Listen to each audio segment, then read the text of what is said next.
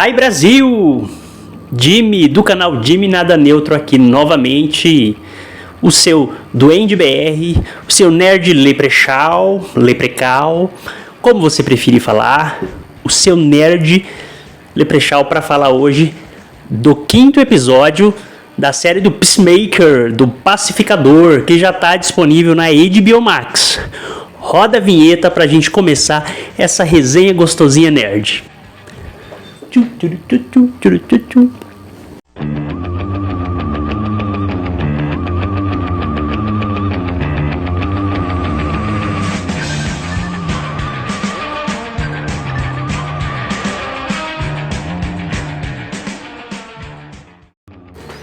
Tomar uma aguinha, como de praxe já,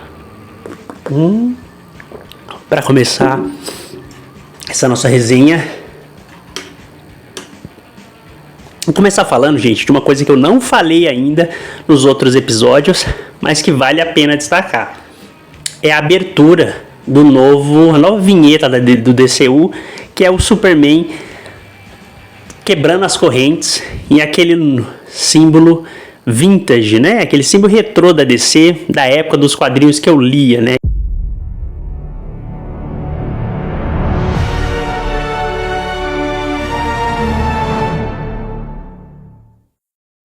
O símbolo da DC,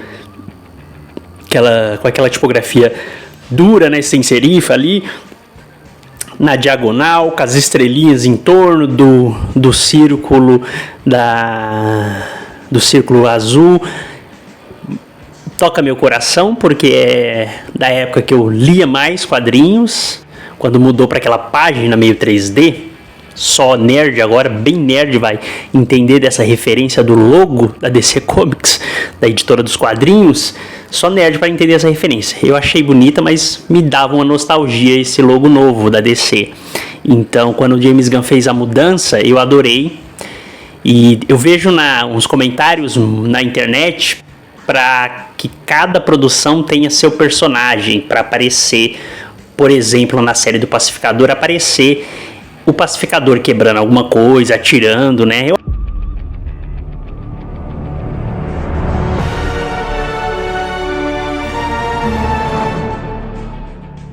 acho interessante essa ideia de ter. Mas se não tivesse, se for só o Superman sempre aparecendo em todas as produções, talvez uma mudança seria interessante para os Elseworlds, né? Eu acho que o James Gunn, inclusive, já confirmou que para o The Batman ou um Coringa, a introdução vai ser diferente, como é o Elseworld, né? Eu não cheguei a assistir ainda Coringa 2, para dar minha opinião. Não sei se tem já uma vinheta diferente ou se ele saiu, quando saiu Coringa 2, o James Gunn já estava oficialmente como o CEO criativo da DC. Não me recordo agora, depois eu vou assistir só para dar a minha opinião sobre esse filme, que eu vi que é polêmico, né?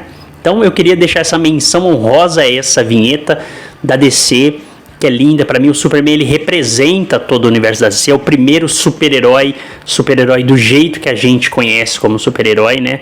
Acho que teve alguns personagens antes dele, mas que consolidou o tipo de personagem que é super-herói, com uniforme, capa fantasiado, é o Superman. Eu acho que é linda essa vinheta. Mesmo eu gostando, eu queria ver um pouco daquela vinheta do desenho da Liga, que a gente assistia de manhã no SBT, que mostrava as silhuetas, as sombras andando assim, aquela música icônica. Eu acho muito ótimo, gostaria de algo parecido com essa vinheta, gostaria, mas se ficar só só o Superman quebrando as correntes do jeito que tá, pra mim tá lindo, tá ótimo, uma referência antiga, uma referência clássica, eu adoro. Vamos começar agora a falar do episódio? O episódio se chama De Volta à Sutura, que é um resgate às feridas, né, do passado. Acho que é isso que o episódio quer dizer. Ele começa com um flashback do funeral do Rick Flag Jr., que tá meio vazio. Eu achei que ele não era muito querido, eu acho, pelas pessoas, um militar.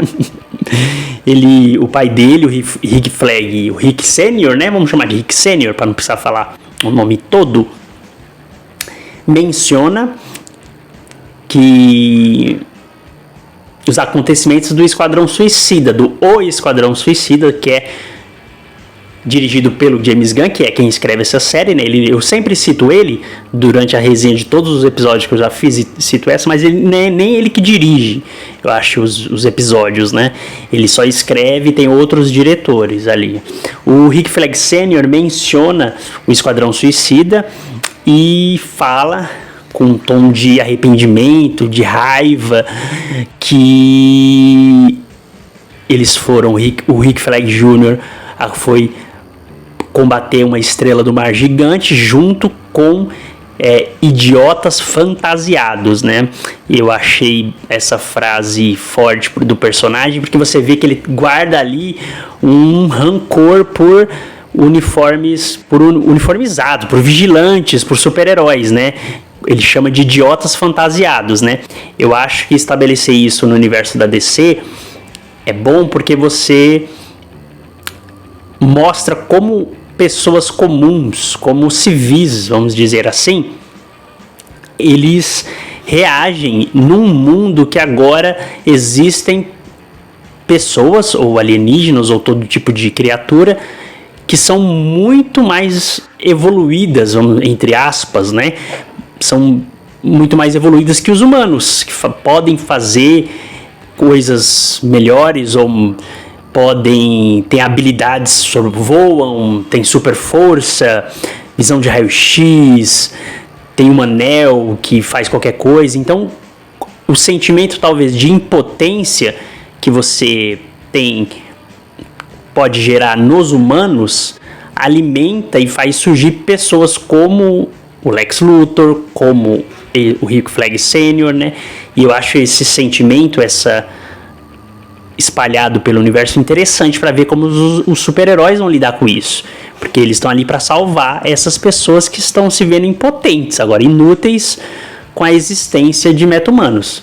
Mas há 300 anos já, o filme do spoiler do filme do Superman, ele estabelece que há 300 anos a humanidade já convive com meta-humanos, né? Eu sempre esqueço, gente, eu vou falar, tem uma porrada de spoilers todos os meus vídeos, é uma resenha inteira sobre o episódio, sobre os acontecimentos. Então, se você não assistiu ainda, corre lá na HBO Max, assiste o 5º episódio, que já está disponível, e depois volta aqui para você curtir essa resenha comigo e ficar refletindo sobre os acontecimentos, que é uma coisa que nerd é nerdar, nerd adora fazer isso. Continuando aqui, eu sempre perco foco, né? Estávamos falando do Rick Flag Sr., né? Então ele tem esse rancor com os fantasiados, o que ele chama de idiotas fantasiados. Eu achei isso bom. Ele tem um momento que ele menciona que eles falharam, né? Ao ver, ele tá de frente ao caixão do filho dele, né? Falam que eles falharam, né? Nessa missão, e deixar ele morrer assim, né? E ele fala que eles deviam ser contadores, né? Minha mente doida me levou na hora àquele personagem do filme do Deadpool, uma outra referência nerd, todo mundo já deve ter assistido. Aquele personagem que aparece é o Peter, é um ser humano comum, um civil, que vai na entrevista, no recrutamento que o Deadpool faz da X-Force, e ele fala: não, eu tô aqui, não tenho nenhum superpoder, eu só vi o anúncio e achei que seria legal. Eu achei maravilhoso. E uma cena super séria da morte do Rick Flag Jr., uma interação da Harcourt com o Rick Sr., quando ele falou que nós devíamos ser contadores, eu lembrei na hora desse personagem. Minha mente não dá pra explicar. Não foi eu que fiz, meu cérebro. Já tô fazendo uma referência aqui, um spoiler do resto da resenha. Então ele menciona o Esquadrão Suicida. Então já tiveram várias menções o Esquadrão Suicida, o filme. Eu entendo, então a gente pode concluir que é o primeiro filme do universo da no novo universo do DCU, o Esquadrão Suicida, né? O que eu acho interessante por algum lado, mas só revela novamente como a DC no cinema ela é bagunçada, né? O primeiro filme para estrear o universo, sem a gente saber que ele estava estreando, nem o próprio estúdio sabia que estava estreando, começa com vilões, né?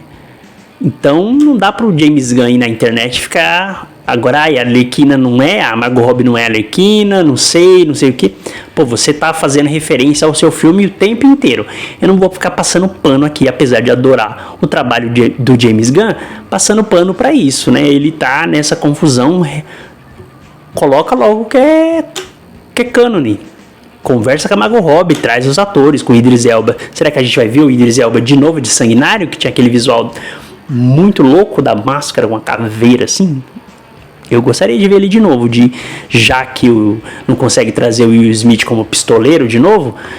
Eu já não acho o Will Smith um grande ator assim, como todo mundo acha. Polêmico, eu sou polêmico. Eu falo de assuntos polêmicos comendo polenta frita. Sou polêmico. Louco pra caramba. Em seguida, gente, seguindo a cena, a Hardcore revela que não podia falar pro Rick Flag Sr. quem foi a pessoa que matou o filho dele. Foi a Amanda Waller, né? Estava cumprindo a missão, mas ela, antes do Rick Sr. sair, ela fala que ia fazer a pessoa que fez isso pagar. Então você revela ali num flashback que a Hardcore tinha um sentimento de vingança contra um pacificador. Será que isso durante o episódio ou durante os próximos episódios, esse sentimento, essa vontade de vingança, ela vai surgir em algum momento? Como que é essa vontade de vingar o Rick Jr. e ela tá apaixonada pelo pacificador ao mesmo tempo? Esse conflito da personagem eu achei que só adiciona mais camadas para ela. Como essa personagem é boa, né? A Hardcore. A cena segue, né? A gente vai ver agora os desdobramentos do fim do episódio anterior. Depois desse flashback, aparece a cena na praça lá que eu esqueci o nome, da Evergreen, alguma coisa, Green, esqueci o nome, totalmente. Ela tinha combinado com o pacificador de se encontrar, né? Aí dá um panorama em todos os personagens. Aparece o Rick Flag Sr. Andando, fingindo que está conversando num telefone, dando risada. Estão todos ali disfarçados para que ninguém em torno perceba que tem uma ação policial acontecendo ali, uma emboscada, né? E aparece todos os personagens ali, todo mundo ok, tá me ouvindo, tal. Tem a Hardcore na vista. E eu achei uma coisa ridícula que tem nessa cena. E o ridículo pra mim eu falo de um jeito ruim e às vezes bom ao mesmo tempo. Eu sou assim, contraditório.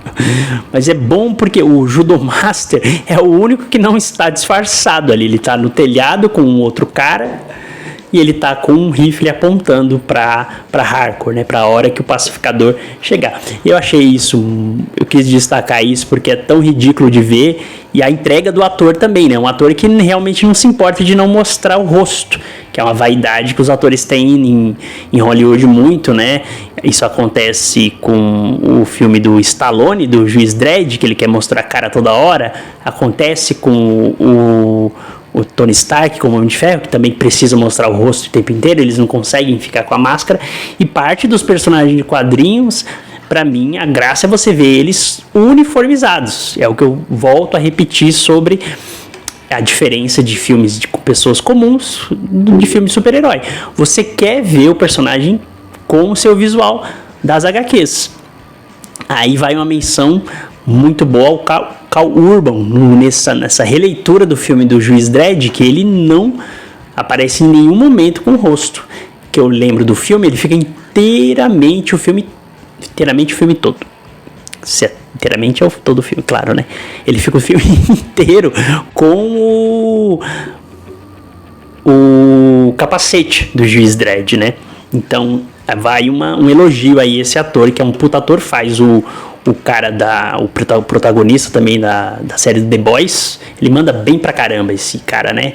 Ele já fez O Senhor dos Anéis também. Ele fazia o cavaleiro lá, que eu esqueci o nome, alguma coisa Mir. Esqueci. Não é Valmir, não é Ademir. Esqueci o nome, talvez não tenha nada a ver com Mir também. Caramba, fugiu, mas eu acho ele um puta personagem no Senhor dos Anéis, que não tem muita coisa, e me lembra até o Siegfried dos Cavaleiros do Zodíaco. Ai, ai. Fechando esse parênteses aí que eu abri da minha loucura, como eu achei ridículo o Judomaster, né, eu achei muito bom. Todo mundo tá paisano e só ele que não tá. Inclusive, a paisana, que eu costumo dizer, é um termo que gente mais nova não usa mais, mas é um termo que eu ouvi muito quando um policial não tá fardado, ele tá disfarçado. Seria um ótimo nome para uma versão, uma paródia BR do Pacificador. O que vocês acham? Eu acho que eu vou me comprometer aqui a fazer um desenho do A Paisana, a paródia do Pacificador brasileiro. Hein? O que vocês acham? Ele é um ex-policial aposentado que trabalha agora como policial particular, como segurança, como vigilante particular, hein? Vigilante, e ele faz a segurança dos comércios varejistas, das farmácias, das óticas, dos supermercados. E a mulher dele odeia o emprego. Gostei, hein? A Paisana, a paródia do Pacificador, o Pacificador BR. Vou fazer o desenho e vou postar lá nas minhas redes sociais, lá no meu Instagram, @JimmyNadaNeutron. Vou me comprometer e vou postar pra vocês, hein? A versão BR brasileira do Pacificador. Adoro. Em seguida, a Hardcore, a gente acaba sendo, a gente acha que no final do quarto episódio que ela vai entregar mesmo pra se beneficiar e conseguir o emprego dela novamente. Afinal, é um marco da personagem nesse episódio, é ela recuperar o emprego dela na Argus. Então a gente acha que ela vai entregar, né? Que ela vai usar o Peacemaker, o Pacificador, para se beneficiar e conseguir de novo ser readmitida na Argus, né? Mas a gente acaba revelando que durante a conversa deles, tomar só uma aguinha, né? Porque eu falo demais. Uma sage.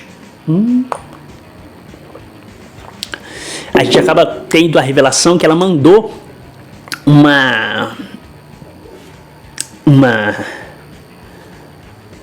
um sinal para ele não aparecer.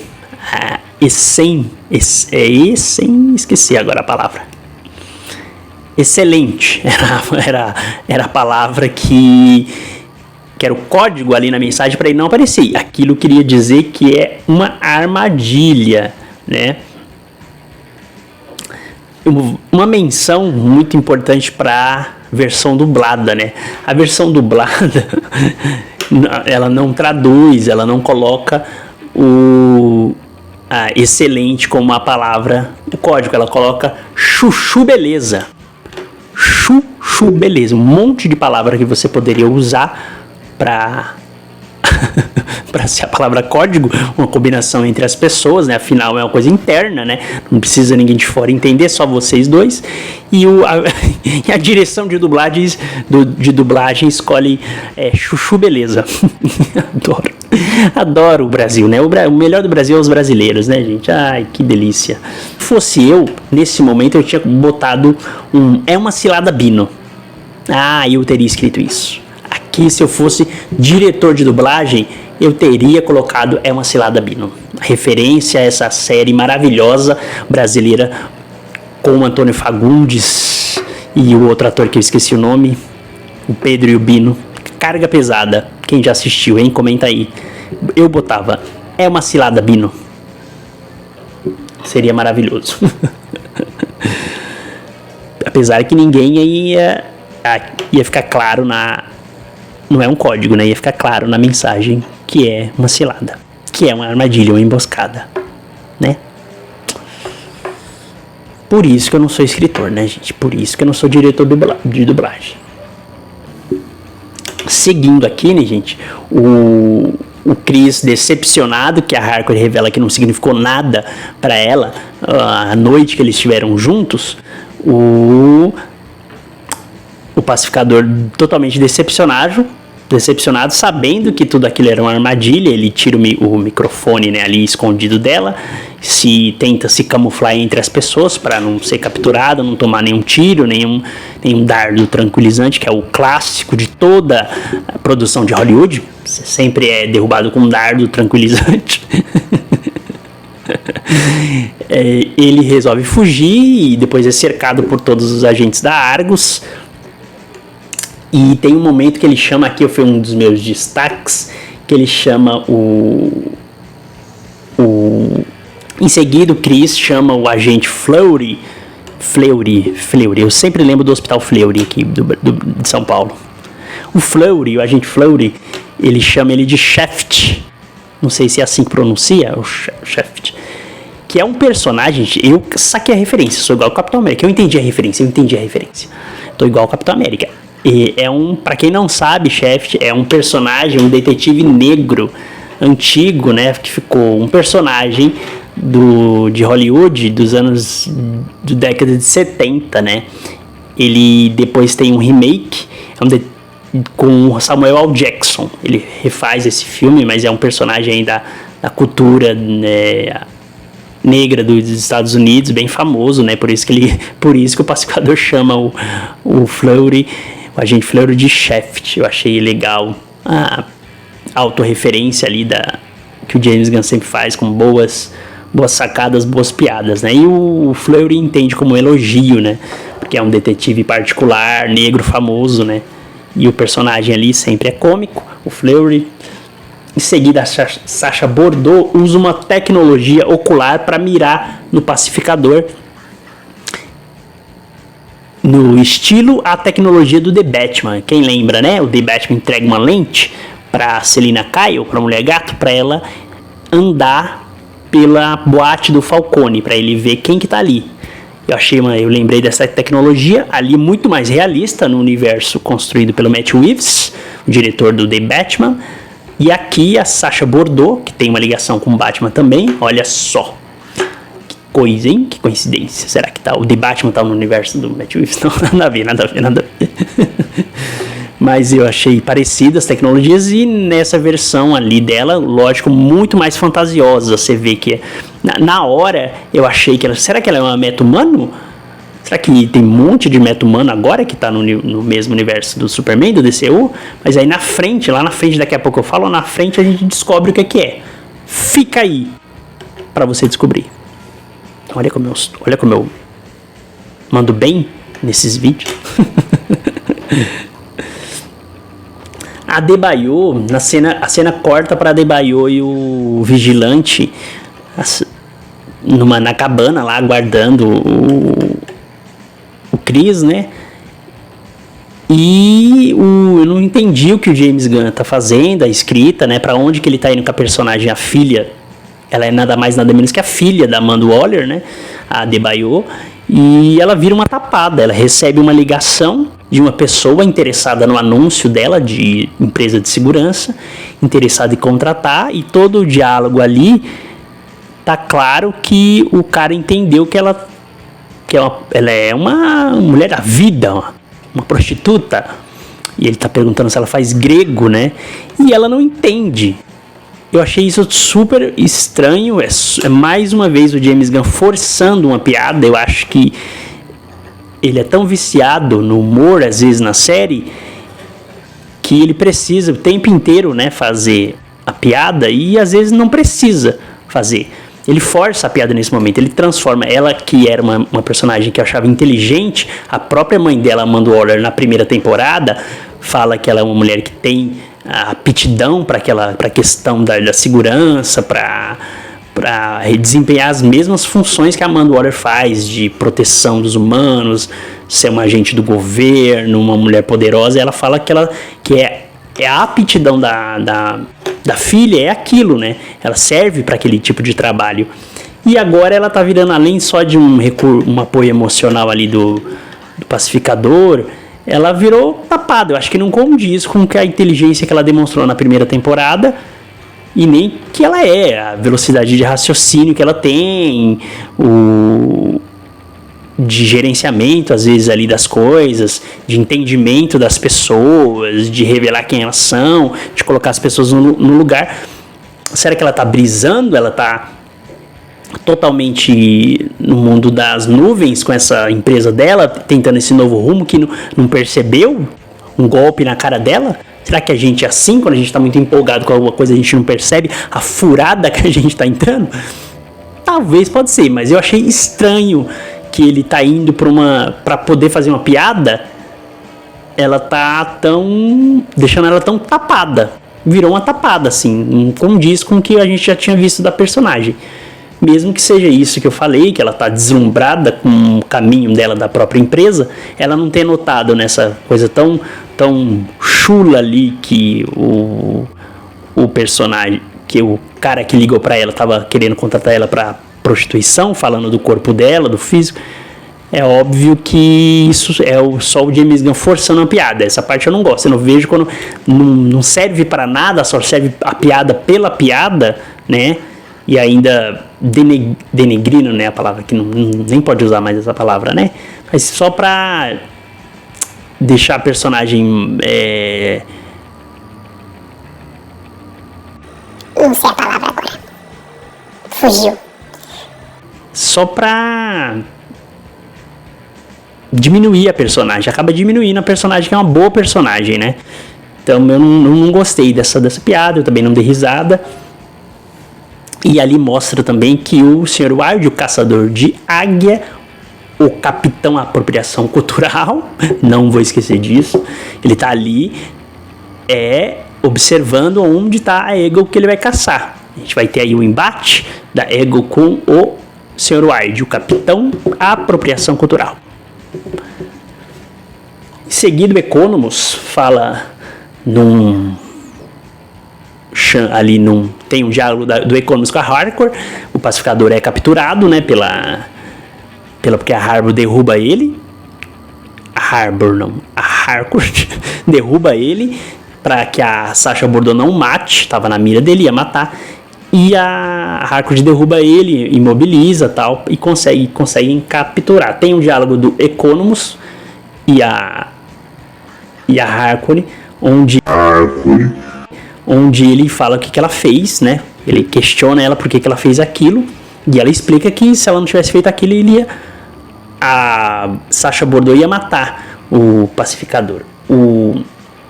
E ela pede para o Economus inserir a ficha dele como capturado para que virasse público. É mais ou menos o que eu entendi ali, esse público, porque senão o Flag ia matar ele, né? Se não tivesse registro da entrada dele ali. O Economus é um personagem excelente. Ele fala que a minha régua moral é muito diferente da sua, eu sou um medroso, um frouxo. E ele fala duas frases que eu achei... Não foi eu que fiz meu cérebro, achei sensacional isso. E pra mim, eu até anotei aqui pra gente conversar sobre ela, pra mim, olhar nos olhos de alguém já é um ato heróico. Isso revela, você vai criando, o James Gunn vai desenvolvendo os personagens e você vai se apegando a eles, e cada diálogo, cada cena do personagem, você vai entendendo mais ele. Ele cita, quando ele dá aquela lacrada no episódio anterior com a chefe dele, com a Bordeaux, que ele tem problemas de relacionamento social, né, de interação social, e essa frase ela é muito forte, né, e é um pouco real quando a gente pensa, a timidez, o problema de relacionamento. Eu que tenho um pouco disso e estou sempre aqui, estou de frente com vocês encarando a câmera, eu entendo o que ele falou, né, que a pessoa tímida às vezes tem dificuldade extrema de olhar olho no olho, né, fixar e permanecer olhando no olho da pessoa. Isso é uma dificuldade. Então, para ele, isso já é um ato de heroísmo, né? Então, é muito legal. Ele me lembra, gente, não sei se lembra para vocês, o Dwight, do The Office. Sabe aquele personagem? Não sei se vocês assistiram essa série série cômica, né? Essa série de humor, comédia. Humor, comédia, cômica. O Dwight, que é aquele personagem também esquisito, meio se sente fora do grupo ali, né? Tudo bem que o The Office, muitos personagens são assim, mas é dentro de um escritório, para quem não sabe, e de vendas, né, de produtos de papelaria, se não me engano, eu não lembro mais. O The Office eu fui só até a 3ª temporada. E ele é um personagem, ele é meio que o escanteado, entre os escanteados, né, entre as pessoas estranhas, ele é o que fica ali por meio, como eu posso dizer, ele fica meio, me fugindo as palavras, né, ele é o peixe fora d'água, né. Então eu acho que esses dois personagens do Economist The Office são parecidos. Não à toa o James Gunn trabalhou com o ator, né, que faz o The White, que eu não sei o nome, num filme que chama Super, né. Acho que a primeira produção, envolvimento do James Gunn com super-heróis. Então eu acho que tem uma inspiração ali no jeito de escrever, talvez, dos dois personagens. Eu não lembro como que é ele no filme Super, esse ator, mas eu achei parecido o Dwight com o Economist. Muito legal. Em seguida, gente, tem o encontro Rick Flag Sr. versus Peacemaker. Eu achava que quando tivesse o primeiro encontro desses dois personagens, pela construção que foi do Rick Flag Sr. acumulando rancor, a mágoa ali, pelo pacificador ter matado o filho dele, o Rick Jr., eu achei que... Nossa, me lembrei do Rick Renner agora, quando eu falei Rick Jr. Grande dupla sertaneja brasileira. Uma deusa, uma louca, uma feiticeira, ela é demais. Enfim.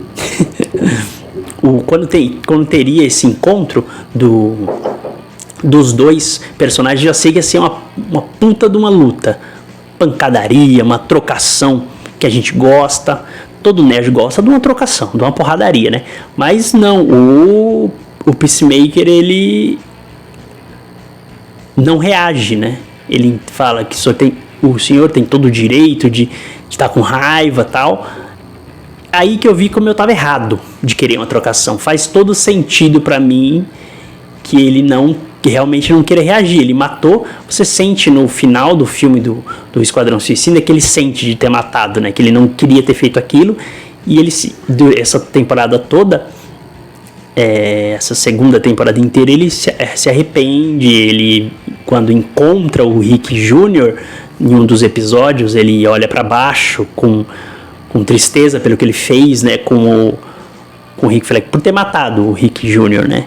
Então faz todo sentido que ele não reaja, mesmo o Rick Sr. tendo pedido para fecharem as cortinas, tirarem o sistema de som e tirar as algemas e pedindo para ele reagir, ele não reage, né. Você vê que ele está realmente arrependido e que eu fico meio insatisfeito de ver que talvez o James Gunn realmente vá para um arco de transformar o Pacificador num super-herói. Ele vai deixar de ser talvez um anti-herói, deixar de ser um vilão, para realmente virar um membro, talvez futuramente, de uma Sociedade da Justiça, de uma Liga da Justiça. Não é o que eu gosto mais, não é o espaço do personagem ali, a vertente do personagem que eu me interesso mais, mas me parece que esse é o caminho de arco que o Pacificador vai caminhar, que o James Gunn quer que ele vá, né? Provavelmente porque as pessoas gostam muito do Pacificador, tem feito muito sucesso, sei lá, né? Por que ele vai para esse caminho com o Pacificador, né? Eu esqueci de mencionar que a gente descobre que a Sasha Bordeaux, durante o diálogo da Harcourt com o Economist, que ela é um ciborgue. Nunca ia passar pela minha cabeça isso, que ela é um ciborgue. Só na hora que ela usa o negócio, mas eu achei que era alguma tecnologia. Em nenhum momento durante a temporada, nesses 5 episódios, aparece alguma evidência que ela é alguma coisa diferente de um humano qualquer, né? Mas o E-Commerce revela que ela é um ciborgue que teve metade do corpo dela destruído num acidente aéreo e a Argus substituiu a parte do corpo dela. Faltou um bracinho mecânico igual do Soldado Invernal, não faltou? Podia ter um bracinho mecânico, um negocinho, né? Será que a atriz não quis? Não quiseram fazer? Como que é ela nos quadrinhos? Que eu lembro, nos quadrinhos ela também não... Era uma humana normal, né? Mas eu não sou um leitor de quadrinhos muito moderado. Tenho esse conhecimento profundo dos quadrinhos, de todas as versões da Sacha Bordeaux. Eu sei que tem uma hora que ela fica grandona igual a Amanda Waller, né? Ela é uma agente, ela tem ali um vínculo com o Batman. Mas não lembro se ela é um ciborgue também nos quadrinhos. Comenta aí se vocês sabem qual que é da personagem, se ela realmente é uma super poderosa nos quadrinhos. Tudo bem que em quadrinhos toda hora alguém ganha um superpoder, né? Eu não gosto quando a família começa a ter superpoder, quando a Lois uma hora ganha o superpoder do Superman. Acho meio zoado quando você precisa apelar pro superpoder nos personagens que não têm poder, né? Eu acho ruim essa escolha, né, de narrativa. Depois o Peacemaker, vai uma menção pro Peacemaker que só apanha, né? Cara, ele apanha de todo mundo. Ele apanhou da versão dele da outra dimensão. Toda vez que eu falo outra dimensão, eu lembro do Saga dos Cavaleiros do Zodíaco. Outra dimensão!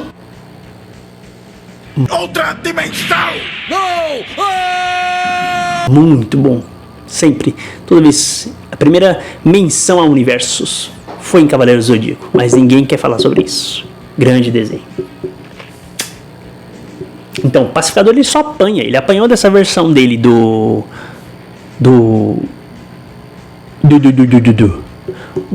multiverso, da versão do multiverso, né? A versão que ele matou. Ele é derrubado pela Harcourt sem muita dificuldade. Talvez porque ele é apaixonado, né? Então, a pessoa que você é apaixonado te derruba. Essa é a grande mensagem. Não se apaixone. A pessoa sempre vai te derrubar. Você fica vulnerável. Suas fraquezas aparecem. Ele é derrubado facilmente pela Harcourt e toma uma surra, porque ele não reage, mas ele também toma uma surra do Rick Flag Sr., né? Então, para quem achou que o Superman no filme dele apanhava muito, o Pacificador também tá nessa temporada de vulnerabilidade e tá apanhando o tempo inteiro. Então tem uma ligação ali dos dois personagens, além das cores, né? Vermelho, azul e amarelo, que o Superman tem um amarelinho ali também. Acha que eu não percebi? Tem uma coisa ali, né? Criador sempre se inspira em outro personagem, né? Não tem como. O que mais, gente? Que eu separei pra falar? Pacificador, né? Só apanha. Aí tem a cena que a Sacha Bordeaux, morena linda, agora é um ciborgue morena linda, se sente atraída pelo Rick Flag Sr. Vai pegar, hein? O Rick Flag Sr. pega todos. Ele pegou a princesa lá do Critical Manos. Spoiler da animação. Não sei quem vai assistir, mas já soltei um spoiler aqui. Ele pega a princesa lá, que ele vai proteger, e agora vai pegar a Sacha Bordeaux. Esse senhor, esse sênior. Será que a mulherada gosta de sênior tanto assim? Será que quando eu tiver 60 anos, vou pegar, passar o rodo em princesas, em castelos, em mulheres ciborgues? Poxa, vou querer, hein? Em seguida você tem aí outro embate do episódio, além do Rick Flag Sr. versus Pacificador, você tem Igloo versus o Capitão Apropriação Cultural, o Sr. Wild. E é magnífico, eu achei, o que era uma piada do outro episódio, dele tá inventando algo, né? Ele inventou, como ele não sabia como ele foi derrubado. A pessoa mística sempre inventa alguma coisa sem saber a realidade dos fatos. Ela inventa que era a águia primitiva. Só se ela fosse a águia primitiva para ela andar em bando, andar com outras águias, né? E a gente acaba percebendo que essa águia primal, na versão dublada, a águia primitiva, ou em inglês a Prime Eagle, Manjo de inglês aí. Stranger Things. Things que fala. A águia primal, ela realmente existe. Ele tira uma puta de uma harmona da hora, bem em quadrinhos assim, pra matar ela. Ele atinge uma águia, cai, a gente acha, nossa, ele matou a Uggle. Duvido que, né, que ele, James Gunn, ia deixar que a Uggle morresse, né? Se duvidar, ela é mais importante que o pacificador. E quando percebe, ele toma um tranco no ombro de outra águia e começa a vir um monte de águia. A Uggle desce assim, um momento imponente, bem super-heróico da águia. Faltou só uma capa. E você tem aquele símbolo ali, que pelo que eu vi na internet, eu acho que é alguma referência ao criador, não sei se é o Steve Ditko, é alguma referência a criar daquele símbolo ali. Depois pesquisem aí pra saber. Meu nível de nerdice tem alguns limites. E será que... E começa a vir um monte de águia, né? O olho dela brilha assim, um vermelho. Um monte de águia começa a pousar nos galhos, nas árvores em torno e atacam o Ceroaldi, o caçador das águias, né? E ele ali pede perdão e não adianta. Por conhecer a águia primitiva, que é o que ele imaginava. E é muito legal porque tem animais também super poderosos nesse universo, né? Da DC, tem mais animais além do Rocket. Agora errou! Tem além do Rocket, não, o Rocket é da Marvel, Jimmy. Eu digo que tem outros personagens super poderosos, que é uma característica do James Gunn. Ele sempre fazia animais com poderes, né? Tem uma... Sempre... O James Gunn, você vai percebendo que ele tem padrões, que ele é repetitivo, né? Uma água aqui. No final você tem a banda reunida, porque o Chris decide ir para outra dimensão. Ele vê que ele não tem mais nada a fazer nessa, porque a Hakori rejeitou ele, e ele resolve ir de vez para outra dimensão. Pega lá a maletinha que abre para abrir a porta, né, o portal lá da outra dimensão, e pega a Uggle e vai embora, os dois. A banda novamente se reúne, o Economus, a Hakori, a Adebayo e o Vigilante, para ler a carta que o pacificador deixou, se despedindo, falando que vai tentar se reinventar, palavra da moda, tem que se reinventar, tem que se ressignificar a sua vida, os acontecimentos, os seus traumas, positividade tóxica, não sei, comenta aí. E ele decide realmente ir para outra dimensão. E dá o dó do Vigilante, porque ele começa a chorar. Você vê o primeiro momento que eu acho que ele se emociona. Em todas as duas temporadas ele se emociona de verdade, porque o amigo dele, que ele considera o melhor amigo, foi embora, né? Então você vê ali a Adebayo novamente com um apoio emocional, consolando ele. E dá dó, né? Ali tem uma piada, você vê como o James Gunn vai desenvolvendo e reforçando às vezes as camadas psicológicas dos personagens. A Harcourt novamente faz uma piada que alguns podem dizer machista, porque o homem fala bastante isso. Ela fala, eu tive que derrubar ele, o pacificador, porque tinha uma ciborgue com TPM, né, que ia matar ele, né? Quando a Adebayo pergunta por que ela atacou o pacificador, né? Então você vê de novo, o James Gunn está reforçando a faceta de masculinidade tóxica que foi revelada que a Harcourt tem no primeiro episódio da temporada, né? E é interessante quando ele continua construindo os personagens a cada frase, e como você vai gostando de todos os personagens e como aquele grupo funciona ali como equipe, né? Tem uma piada, eu já não vou chamar nem de cena pós-crédito. O James Gunn, acho que a gente deveria adotar a piada pós-crédito, a anedota pós-crédito. Não é nem cena mais pós-crédito. Vamos tirar esse nome cena e colocar piada, porque ele sempre estica a piada.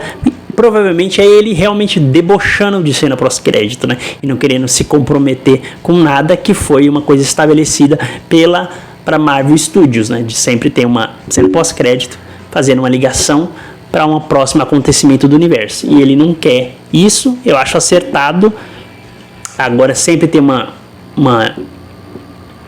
piada esticada, que ele não colocou dentro do episódio, colocou na podcast, fica meio batido também, repetitivo, né? Acho que ele poderia fazer uma vez ou outra, fazer uma ceninha que liga para o próximo episódio. Não ia ferir seu ego, né, James Gunn? Adoro você, mas eu tenho que criticar, porque eu sou crítico. Sou muito crítico. Esse é meu trabalho. Eu respeito muito meu trabalho. E para finalizar, gente, o meu último comentário sobre esse 5º episódio, que eu gostei do episódio, né? Eu achei melhor que o outro, né? Teve alguns pontos ali de resolução, né? Encontros, o Rick Flag versus o Pacificador, que não foi um versus, né? Foi só um monólogo de porrada. Monólogo de porrada. Muito bom. E teve o encontro da Eagle com o seu algoz, o capitão, a apropriação cultural. E eu adorei a versão em 3D do símbolo do Peacemaker,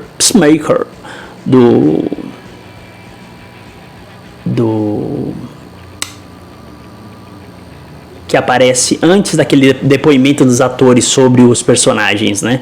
Aparece uma versão ali, a câmera eu acho que começa num close, depois ela vai um plano geral do símbolo em 3D, que é aquela pomba, né? Que não é uma águia, não. Ele adora a águia, mas o símbolo dele, como pacificador, é a paz, é uma pomba branca, né? E ela fica em 3D, achei bem bonito, como eu falei, eu gosto dessas questões visuais de design, como eles trabalham essa distribuição e a utilização do logo para identidade visual, das vinhetas da série e tal. E eu gostei muito dele dessa forma e queria saber, será que já é reconhecido nessa bolha nerd? Na bolha nerd ele já deve ser reconhecido, com certeza. Se me mostrar aquele símbolo, eu sei que é o pacificador. Nerd vai saber. Agora, será que ele já furou a bolha, esse símbolo? Será que ele é um símbolo, um logo que outras pessoas já conhecem? Tipo do Deadpool? Acho que o do Deadpool já deu uma furada de bolha. O dele já, se você olhar só para aquele meio esqueci a forma geométrica agora, meio um diamante de cabeça para baixo, losango, não é losango, 1, 2, 3, 4, 5, ixi, não sei qual que é essa figura geométrica. Ela tá de baixo e tem uma pomba branca vista de cima, assim, né? Será que ele já é reconhecido como, esse aí que é o símbolo do pacificador? Acho que não, né? Igual do Superman e do Batman.